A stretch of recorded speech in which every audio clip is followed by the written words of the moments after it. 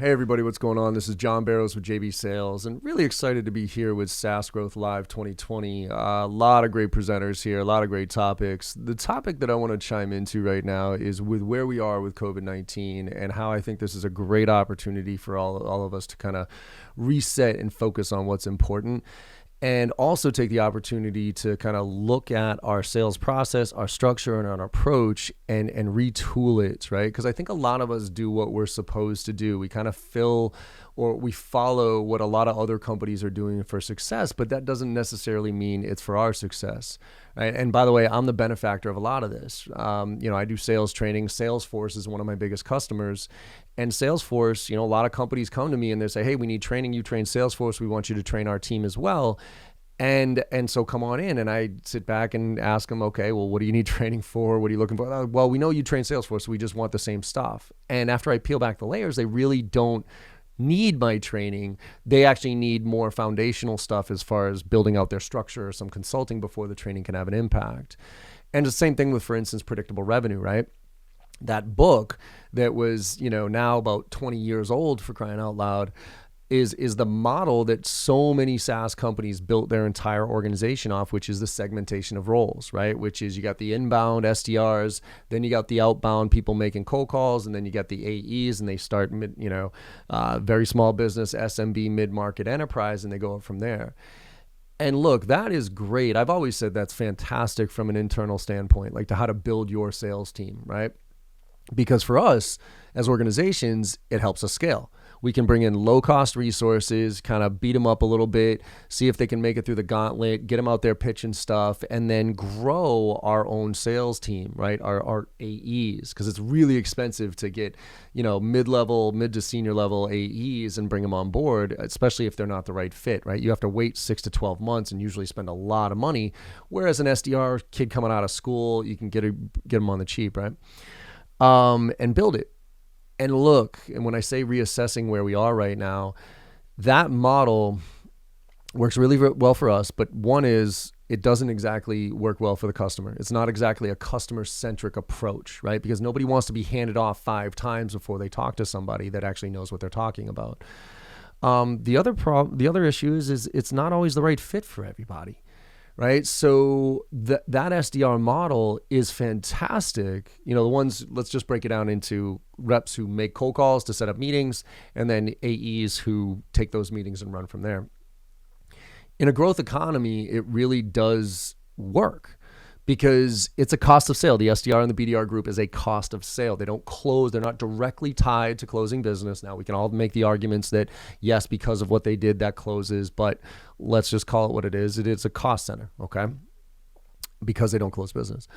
But the added benefit of that in a growth economy is you're building your own sales organization. Now, in a down economy, what we're seeing right now is pretty concerning, is that a lot of organizations are looking at it and saying, what value am I getting out of this group, right? Because previously in a growth economy, VPs of sales had a lot of autonomy. The CFO didn't really inspect their numbers or the conversion ratios as much as they are doing now. But in a down economy, the CFO is looking at everything. And if the VP of sales hasn't really been looking at the metrics and truly understanding the true value, not only the hard value, but the soft and additional value that the SDR team is creating for the organization, they're having a hard time justifying why they should keep that team. And so what we're seeing, unfortunately, right now is a lot of companies make short-term decisions and fire their SDR teams, and then asking their AEs now, who haven't prospected in a long time, to now prospect, to now, hey, you got to find your own business at this point.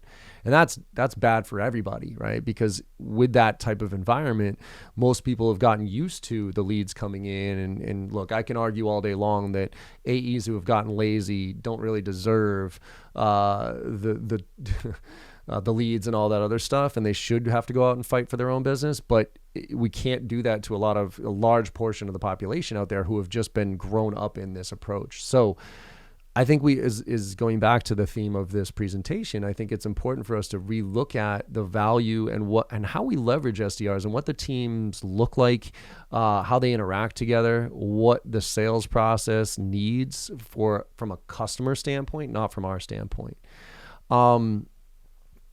And I think it's just like I said, a good opportunity to take a look at this right now. And a couple of ways that we're looking at this and trying to shift things out. I always thought that the SDR BDR model was on its way out as we know it today, because technology was taking over a lot of the stuff that SDRs and BDRs were doing, right? We got the sales cadence tools like the sales lofts and the outreaches and those type of things, where a lot of reps are out there just taking marketing templates, putting them into those cadences and press and play. And they're no different than marketing, right? They're no different than operations, if you will, if that's going to be the case.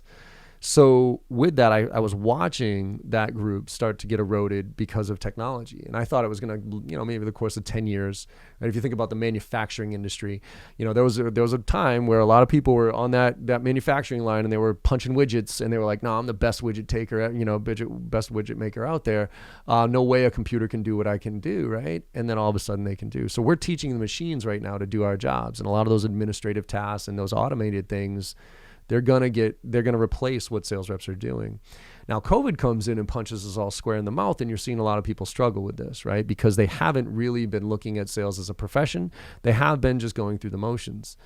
And so I think we need to reset and look at how can we structure things in a way that really leverages the resources that we have and puts us in the best position to scale moving forward. So with BDRs and SDRs, there's an opportunity there. I've always thought they were going to move more under marketing and operations than they were to go through sales. But I think that is now a growth path that we should look at, to have somebody come in from school who's freshly out of school, pretty cheap resource, put them in kind of that SDR role, but is more focused on the tools and the research and the insights and the analytics, and driving this marketing operations engine that is going to feed account-based marketing, which is where everything's going, especially for mid-market and enterprise companies, and then go back to full cycle sales, right? So there's now going to be, I'm seeing more and more of this, of full cycle sales reps who are taking those leads from marketing and SDRs and BDRs and running full sales cycle, as opposed to going through qualify by an SDR, flip it over to an AE, qualify again, basically, then bring an SE in and qualify again there, right? So this model creates this pod of the AE with an SE and account-based marketing and a team to support that client engagement, if you will. And so as we transition to that, some ways to look at getting more value out of your SDR and your BDR group, for instance, is to kind of flip the approach. And I think we can get a ton of value out of them in a bunch of different ways. One is that in a growth economy, the top-down approach usually makes a ton of sense, right? You go after the C-suite, VP or above. You tie into some corporate initiatives. You make a message that tells them how you can help them get there. You have some conversations, maybe down here, but you're ultimately back up there. And the executive makes a decision that they want because they have the vision of where they want to go, right? And sometimes those executives can make what are considered unpopular decisions, in the sense that I can make a decision, even though everybody else is not bought in. I, as an executive, kind of see where things are going. I have a vision. I have insights that the rest of the organization doesn't. So that's why I'm making this decision, and ultimately it'll pan out, right? But in a down economy, that's not the way it works. People are not willing to make unpopular decisions. And so right now, the bottom-up approach is something that is worth considering. And when I say bottom-up approach, I mean really understanding what the client's needs are, right? From the ground floor, but from their people, not ours. Because we do a ton of guessing in sales, right? We hopefully it's educated guessing, in the sense that we go on somebody's website, we do a little bit of research, right? We fire off an email that says, hey, I saw this thing happen. A lot of people call them triggers, right? We saw this trigger happen, right? You open up a new office, you launch a new product. And then we make a connection to that, saying, hey, because that happens, our solution actually supports that. So here's a solution. We'd love to talk to you. Same thing with personas, right? We have these battle cards of personas, and Sally, she's a CIO, and she takes, she likes innovation. And so we make some assumptions about what Sally's priorities are when we reach out to them. But again, these are assumptions. I think we should stop guessing these days and start asking the people who really know. And that's twofold. And this is where the SDR team and the BDR team can come in handy. One is to ask the people who are in that company, who are on the ground floor, right, about what their real issues are. And so what we're doing is we're relaxing a little bit of the SDR quota on getting, tier 1 meetings with executive levels or above, and saying, yes, we still need that, obviously. But also, we need you to go and start to do some groundwork here, gather some intel. Because the three benefits right now, especially with where we are, the three things everybody's looking for, right? Revenue, obviously. And then the second one is meetings that are going to lead to revenue. So meetings with people who can make decisions and that. But the third is insights, real insights into what's happening in the marketplace, what's happening with their business and those type of things. And this is what the SDRs are trained for. And so we're, very tactically, I have one SDR and one BDR on my team, so I have some flexibility. I don't have a whole group of either. But what's happening is James is the SDR and Morgan is the AE. James is actually pairing up. They're pairing up, and 1 week at the beginning of the week, they're working on what's the one account we really want to get into. What's that one tier one account? And what happens is during that week, James goes out and calls 10 to 20 connects with 10 to 20 of their individual users, right? So in our case, it would be sales reps. And figures out some give-get so we can get them on the phone and offer something of value, but also get some intel from them. So he's having these conversations, and as he's doing this, he's collecting data about what their challenges are, what their needs are, really from their perspective, and also doing research on their 10K annual reports and those type of things as well.